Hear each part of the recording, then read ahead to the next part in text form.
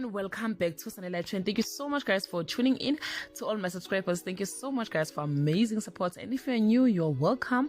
Please don't hesitate to press the subscribe button and the notification bell so that you don't miss anything that I'm going to upload next on this channel. Guys, we're talking about Uthando Nesthembu. It seems as if whatever Mselegu is trying to do is not working, guys. Yesterday they visited uNdabezitha, inkosi yesigodi saseMzumbe, who had to explain ukuthi isebenza kanjani into yokuhlukanisa izingane uma kukhona unkosikazi usuke engabathola abantwana or engenabo abantwana babafana. Inkosi explained, and umamkhulu felt that the whole meeting was about her because she have two boys and Mayeni also have two, but Musa is not saying anything to Mayeni about this whole thing.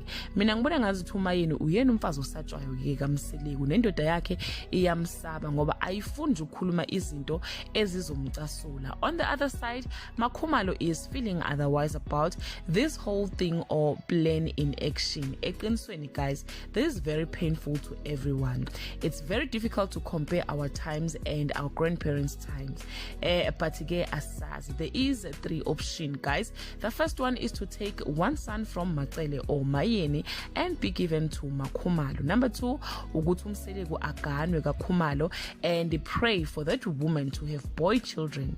And the last one is in vitro.